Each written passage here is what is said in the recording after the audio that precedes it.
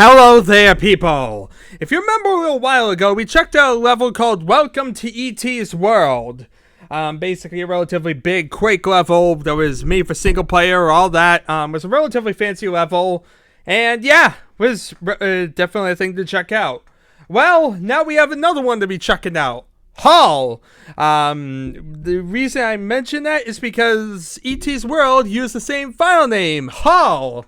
So, yeah, we actually now have two files with the exact same file name. And furthermore, Hall does not have any other name included. There's no documentation whatsoever, so I have no idea anything really about the level. And even if we did have anything, the file name's still named Hall, and there's nothing else in the level. So, yeah, we're referring to this as Hall, even though Hall is also used for the other level.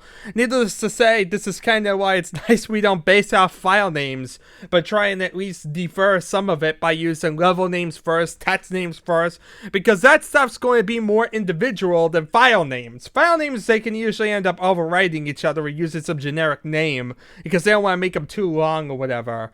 So, needless to say, we have another Hall. And I am glad we decided to not use file names like Doom would do or something. So anyway, let's check this thing out. It seems rather interesting. It seemed like there was some single-player component to it. I did like tear apart into the map file. I like to check that before I kind of get into anything, just to see kind of how big the level is, what exactly we're kind of working with. And yeah, I noticed there was like single-player entities, so I'm quite happy with that. There's actually going to be a reason to play this for once. And my code is like flying all over the place. Okay, Hall. So, here we are, in a hall. This one's actually a literal hall. 14 enemies to kill. Not sure how many are where. They might be ratfish in the water. But yeah, this is Hall. Big, wide hall. Using a lot of different level themes, as you see. It's using lots of different things mixed together. Runic and everything. Okay, here's the Thunderbolt. That was simple enough to... I'm going to say the Thunderbolt. The nail gun. Wish it was a Thunderbolt. That would make my life a lot easier, wouldn't it? But yeah, it's a nail gun. Skill 3. Okay. We have more water there. Can drop in and out. Where are these enemies? Okay, I found the grenade launcher. I wonder if this is like mostly intended to be a deathmatch level based on the fact of how open and expansive it is. Yeah, this level seems to be mostly intended for deathmatch. At least that's kind of the impression I'm getting. Anyway, we got some rockets, which is very, very useful. We're going to need that for killing things. Oh, look! More rockets. Me approve. I like rockets a lot. Oh, look, a biosuit. That means I can actually stay underwater and continue my exploration of what exactly is under here. Okay, so we have that. You come over here. You end up in a dead end side, actually. I think this is like the front end of... Yeah, this is the opposite side of where we were before. So we want to kind of rush back over here. Got a double-barreled shotgun, a bunch of other resources. Let's tackle this side. This is where I was kind of starting to drown, but... Oh, look! The super nail gun! They're giving me all the guns, and yeah, I have yet to find any enemies. The enemies must all be locked up in one single room or something. So as you see, there's a way down there.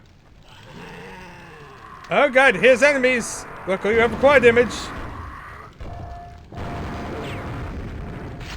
Okay, let's quickly move this way, because here's a rocket launcher.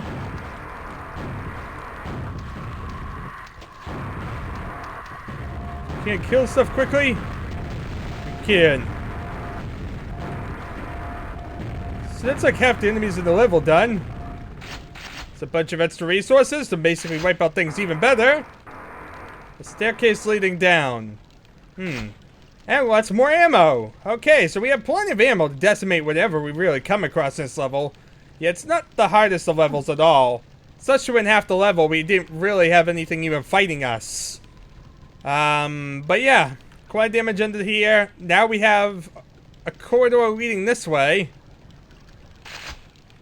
Let's see, this is a lower for this area. Also leads out to the water. This gotta be ratfish or something. But yeah, here's some armor. That'll be useful. Yep, here's the rotfish. 1, 2, 3.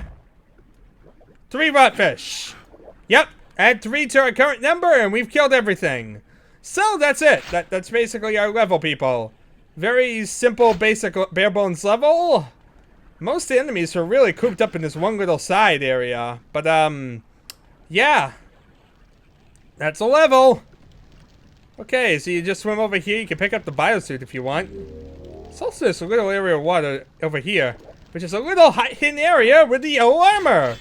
Well, I'm glad I came over here. Hooray, yellow armor. And all the guns in the shareware version. Yeah. Okay, that seems to be basically in this level. I'm not really sure if there's anything else. If there is, it's a bit more hidden, I guess.